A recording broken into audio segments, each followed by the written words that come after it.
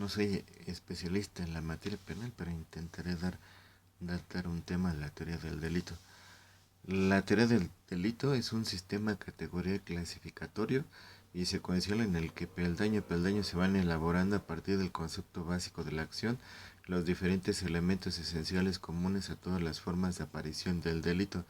Existe cierta discusión al respecto, pero se acepta de forma mayoritaria que el delito se compone de tres categorías o elementos fundamentales: la tipicidad, la culpabilidad y la antijuricidad.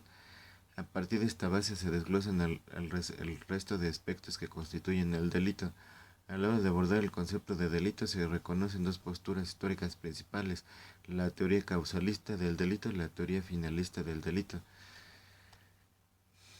Para la explicación causal del delito, la acción es un movimiento voluntario físico mecánico que produce un resultado previsto por la ley penal sin que sea necesario tener en cuenta la finalidad que acompañó a dicha acción. Esta corriente atiende principalmente a los elementos referidos al desvalor del resultado, es decir, a la lesión o puesta en peligro de un bien jurídico. En cambio, la teoría finalista del delito considera que cualquier conducta humana se rige por una voluntad cuya manifestación exterior no puede dejar de ser tenida en cuenta a la hora de valorar el hecho delictivo. Este punto de vista pone mayor énfasis en el desvalor de la acción, es decir, en el reproche sobre el comportamiento del delincuente, si está intencionado, dolo o negligente culpa. Más reciente, la teoría funcionalista intenta constituir un punto de encuentro entre finalistas y causalistas, destacando en esta línea Klaus Roxin en Alemania y Paz de la Cuesta en España, entre otros más autores y especialistas en este tipo de materia.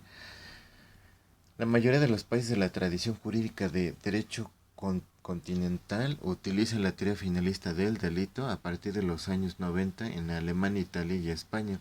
Aunque parece imponerse la doctrina y jurisprudencia, la estructura finalista del concepto de delito, se ha iniciado el abandono del concepto de injusto personal propio de la teoría finalista para introducirse paulatinamente las aportaciones político-criminales de un concepto funcionalista del delito orientado a sus consecuencias.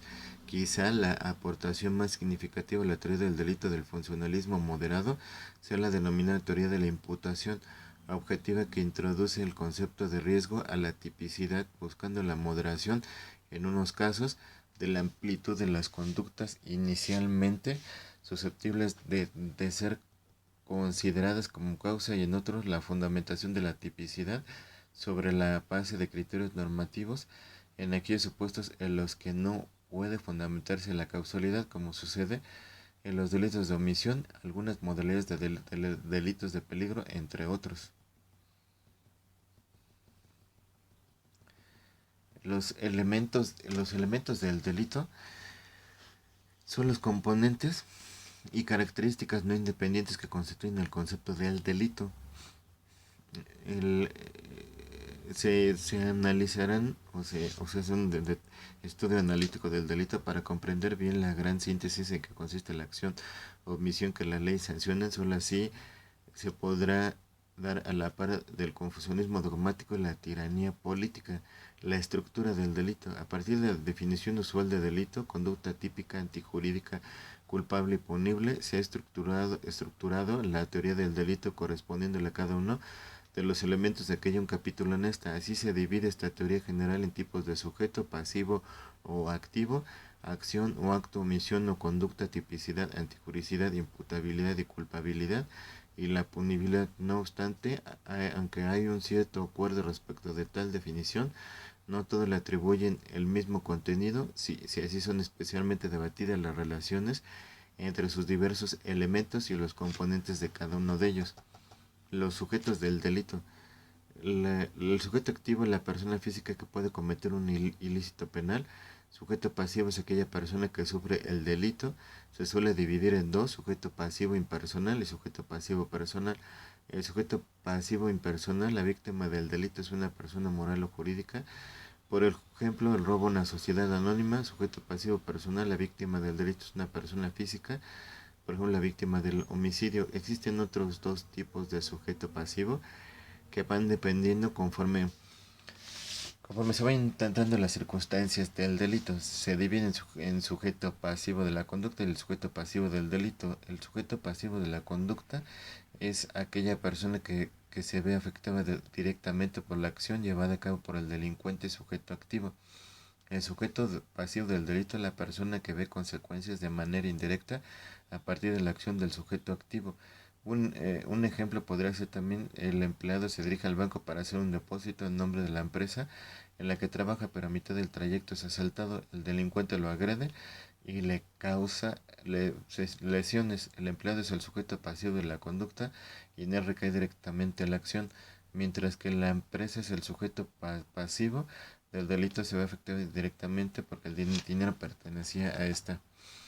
La acción, la conducta humana, acción o omisión es la base de toda la estructura del delito, por lo que se considera la acción como núcleo central y el sustrato material del delito. Sin embargo, el concepto de acción engloba igualmente el de omisión, en el cual existe una conducta en la que conscientemente se evita una acción concreta. La acción constituye el soporte conceptual de la teoría del delito y el eje de la consideración axiológica y natural del hecho punible. El concepto de acción, una de las principales funciones del concepto de acción es servir de límite o filtro para seleccionar previamente las acciones que pueden ser relevantes para el derecho penal. El concepto de acción ha experimentado una evolución en la que se han entremezclado puntos de vista filosóficos, políticos, criminales y dogmáticos. El concepto causal de acción. La acción de la conducta voluntaria humana que consiste en un movimiento de su organismo destinado a producir cierto cambio en la posibilidad, la posibilidad en el exterior del mundo, vulnerando una norma prohibitiva. El concepto natural de acción es creación de Franz von Liszt y Ernst von Belling, autores alemanes quienes son los fundadores del sistema clásico del delito.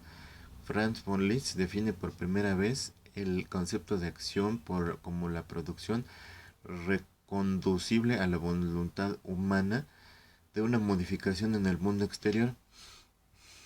En este concepto, para la modificación causada del mundo exterior, debía bastar cualquier efecto en el mismo, por mínimo que sea, debido a la imposibilidad del concepto señalado de explicar la misión.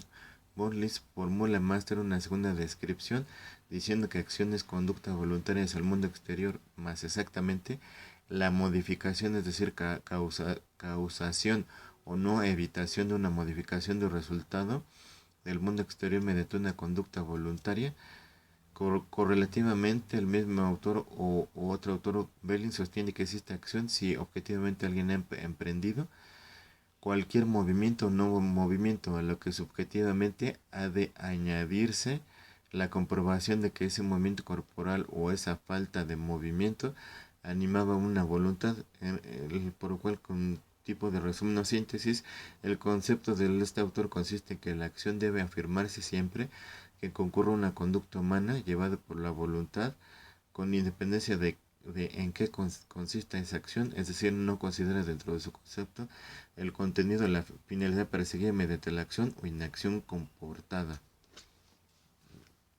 Bueno, muchas gracias y, y buen día.